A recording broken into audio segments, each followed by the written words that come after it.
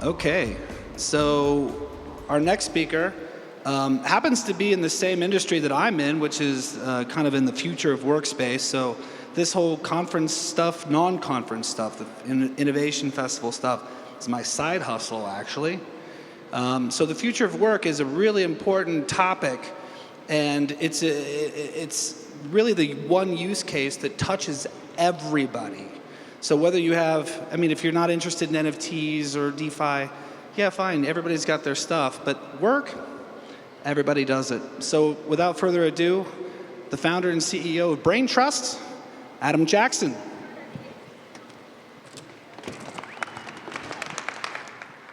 Hey, everybody. Thanks for hanging in there for me. I have a couple slides. What I'm going to talk about today is rebuilding the crypto economy through a decentralized workforce.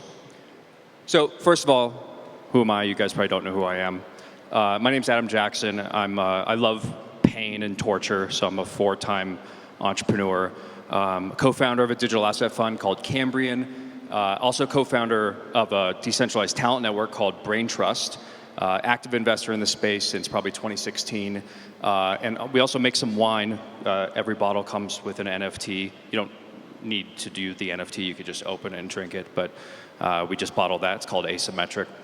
So I'm going to zoom out and just kind of start with painting the macroeconomic scene. This is going to be a little gloomy at first, but I promise it gets better.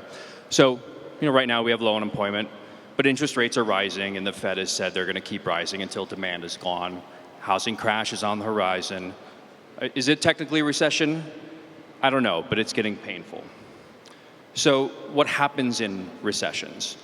Mass layoffs, interest rates go up, capital dries up, it becomes harder to fund new projects, and employers rotate out of full-times and move out to contractors.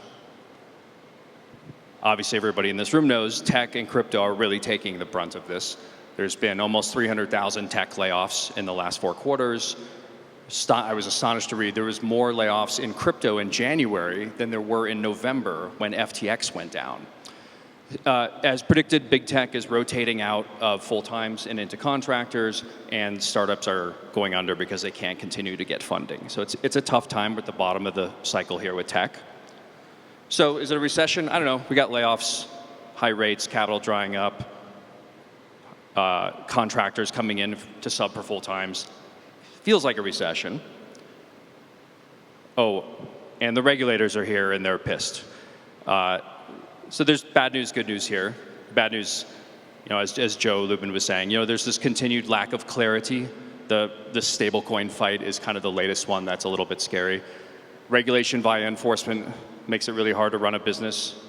And then this Operation Choke Point is clearly working. Signature or Silvergate just going down this week. God, hope Signature doesn't too. But there's good news. The opaque offshore fraud business model is now unfundable. I'm sure we'll get all kinds of new regulation thanks to SBF. But I don't think it'll matter, because if you're doing everything off-chain and you don't have any risk management and you're hiding out offshore, Sequoia and all the other big funds, have kind of learned their lesson and are going to do more diligence next time. And so that really the silver lining of this is it pushes a lot of this off-chain, offshore stuff on-chain. It was a really kick in the butt for this whole industry, I think. And the good news is code is still law. So crypto needs regulation. So let's make the regulators' job easier. I was pausing for booze there. You can save them to the end if you want. But look, to be honest, the space can't grow without common sense regulation and enforcement to force out the bad actors. And good actors, those of us building actual things that don't involve fraud, will be helped by good regulation. So the antidote here, obviously, is transparency via smart contracts and open source code. So how bad is it for crypto right now, and how bad will it be next year? I don't know. Look, I think we've kind of seen all the carnage we can get, knocking on wood. As long as I think Coinbase hangs in there and tokens aren't completely banned in the US, I think we'll be fine. I spent a fair amount of time in DC. There's still a lot of bipartisan support for this industry. Senators Gillibrand and Lummis put something forward last year that won't become law, but there's a lot of lawmakers that still really believe in this space, even after the FTX crash. And so I think, look, after this purge, this nuclear winter we're living through last year and probably more of this year, crypto will be the best positioned it's ever been to survive, recover, and really build amazing stuff. So, getting back to the recession, I actually think crypto will help the macroeconomic recovery while helping itself. So, like, how do you get out of a recession? First is you increase productivity. So, like, how could I have a presentation here without mentioning AI and GPT and all that? But Braintrust is a really large developer network, and we actually polled our engineers over the last couple of weeks and asked them, like, do you use code, AI-based tools to help you? I was shocked, actually. It's like 78% use some tool. ChatGPT was the most popular one. And then something like 2/3 of them say there's like a real meaningful efficiency gain. So that's awesome, right? I mean, it's like, I don't know about like ChatGPT tricking reporters into committing adultery or cheating your way through college. Those are like fun use cases, but I don't think they're going to help us get out of a recession. This will, though. So, what else do you need to do to grow out of a recession? Increase opportunity. So it used to be you had to slog to a cube farm and sit in traffic and show up, wherever the employer wanted you to show up. When we started Braintrust, which is a network that connects tech workers with clients that need them, so, it's owned by the talent. We started in 2019. We were pitching this to clients, and they were like, "Yeah, remote work, maybe that'll work, but we really want people in the office." After March 2020 became the new normal. So lucky break there. And then finally, this is like the crypto part. This is the part I get really excited about, is getting rid of the middleman. Building user-owned networks that replace corporations when forming capital and allocating resources. Like the DAOs we were just talking about, all the other decentralized networks we talked about this week. This is what blockchain is built for, right? We replace the corporate middleman's margin with a user-owned network that gives the value back to the users. I'll get more specific here. So, talent is really the primary driver in this recovery, I think.